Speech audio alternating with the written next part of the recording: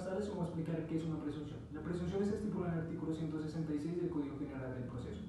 Una presunción es un hecho o derecho que la ley toma por cierto sin la necesidad de probarlo, ¿no? Sin la necesidad de recurrir a ese material probatorio idóneo para corroborar dicha información. La Corte nos arroja una definición muy clara de lo que es la presunción. Nos dice que es un juicio lógico que hace el legislador, en virtud del cual se toma como un hecho cierto o probable, ¿no? Con fundamentos en su máxima expresión que indican cuál es el método normal de cómo sucede un hecho. ¿Qué tipo de presunciones existen? Según la sentencia C-731 del 2005, existen dos tipos de presunciones. La primera es la presunción legal y la segunda son las presunciones simples o judiciales. En las presunciones legales podemos distinguir dos clases. La primera, que es la de derecho, y la segunda, que es la de hecho. En cuanto a la presunción de derecho, podemos decir que no existe la posibilidad de desvirtuar el hecho indicador, ya que este fue el que construyó la presunción. Y además que en este caso sencillamente no se admite prueba en contra. Bueno, en esencia no constituye un medio de prueba, sino que excluyen la prueba de un hecho considerándolo cierto. Decir que una presunción no admite prueba en contra no implica que no se pueda atacar a el hecho presumido. Lo que no se puede hacer es objetar contra su razonamiento. Contrario censo encontramos la presunción de hecho. Esta presunción sí admite prueba en contra y esto quiere decir que es posible desvirtuar el hecho indicador que en su momento configuró la presunción. ¿Qué son las presunciones judiciales? Si bien no están consagradas en una norma jurídica, el hombre las adopta a través de su actividad cotidiana y, en virtud de las reglas de experiencia, pueden, a raíz del tiempo, formar una presunción legal. La función procesal que éstas tienen es que va a servirle como guía o como apoyo al operador jurídico para poder valorar las pruebas. Hola, mi nombre es Juan Felipe Salas y el día de hoy les vengo a presentar dos ejemplos de presunción. Dentro de nuestra normativa legal existen dos criterios de presunción, presunciones absolutas y relativas. Dentro de las absolutas son hechos ciertos que no admiten prueba en contra. Para tener una mejor connotación de esto, les he traído a colación el siguiente principio, en el cual nos dice que la ignorancia de la ley no nos exime de su cumplimiento. ¿Qué quiere decir esto? Que para el legislador no es de gran importancia las circunstancias factas, sino parte del hecho de que la ley es conocida por todos y por ese hecho debe ser cumplida. Por otro lado tenemos las presunciones relativas, que éstas se admiten prueba en contra y le compete a las partes presentar dicha carga probatoria para refutar dicha presunción. Un ejemplo claro de este criterio sería lo referente al artículo 95 del Código Civil, en el cual nos dice la muerte por conmoriencia, que en el dado caso de presentarse un accidente y en ese accidente estén concentrados tanto el padre como el hijo, se presumirá que los dos murieron al instante. Y ya en el dado caso de una sucesión, le compete a las partes refutar o comprobar que dicha presunción se realizó o cumplió dichos parámetros dentro de la norma.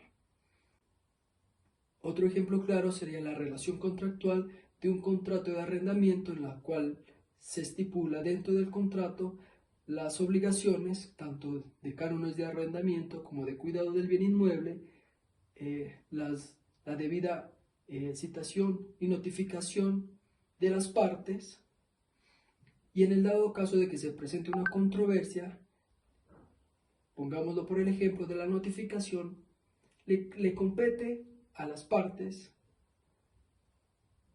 presentar la carga probatoria que refute esta dicha presunción, en este caso la notificación, porque se presume que cuando se presente una controversia, toda persona deberá ser notificada para dirimir dicho asunto. Por ese hecho, entran las partes a comprobar si dicha presunción se cumplió a cabalidad. Muchas gracias.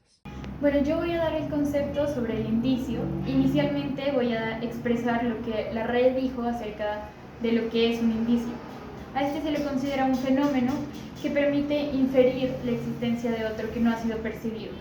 También se le entiende como una cantidad pequeñísima de algo que no acaba de manifestarse como algo significativo como tal. Por otro lado, en materia civil, la prueba indiciaria o circunstancial es una constitución lógico-jurídica que parte de la verificación plena de un hecho para que a partir de este hecho se pueda concluir la ocurrencia de otro.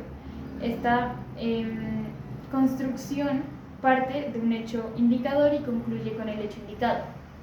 También se entiende entonces que el indicio es todo rastro, vestigio, huella y todo hecho o circunstancia de un hecho conocido que ha sido comprobado, susceptible de llevarnos como por inferencia al conocimiento de otro hecho que ha sido desconocido, del cual se infiere por sí solo o conjuntamente por otros la existencia o inexistencia de otro hecho desconocido. Entonces, esto se da mediante una operación lógica basada en normas generales de la experiencia. Tipos de indicio. El primer indicio es el indicio necesario. Debemos de tener en cuenta que el indicio necesario es aquel hecho que produce de manera infalible e inequívoca el convencimiento de ese hecho que está siendo investigado. Puede haberse dado por violar una ley física que era inviolable o porque ésta no podía haber sido presentada sin el hecho de otra. El segundo indicio es el indicio contingente. El indicio contingente es aquel que sí fue probado pero aún tiene unas vertientes. Primero encontramos las graves, las leves y las levísimas. Cuando hablamos de las graves es que indican que el hecho nos da un juicio lógico y excluye otras causas. Cuando hablamos de las leves es cuando la inferencia y nos da una razonabilidad o nos deja un signo de pregunta, nos deja una duda. Las levísimas son cuando nos muestran una posibilidad o una imposibilidad. Pudo haber sido demostrado o no demostrado. En el tercer indicio encontramos el indicio anterior, el indicio concomitante y el indicio posterior. El anterior, valga la redundancia, son los hechos anteriores, o sea, los que se presentaron y los que van a dejar un antecedente o una brecha. Encontramos los concomitantes, que son aquellos que se refieren a esas situaciones, que son como acaecidas del momento en la presencia, en el lugar de la comisión o del mismo movimiento sospechoso. Y cuando hablamos de los posteriores, son aquellos que se relativan o se dan de una actividad posterior al delito, o sea, eso ya es lo que pasa después del delito, como la fuga o las manifestaciones. El cuarto es el indicio personal. Este nos hace referencia o nos habla sobre las condiciones y modos que tiene que ser de la persona. Ejemplo, la capacidad intelectual, la capacidad de conocimiento o la capacidad que ésta tenga sobre la incidencia del hecho.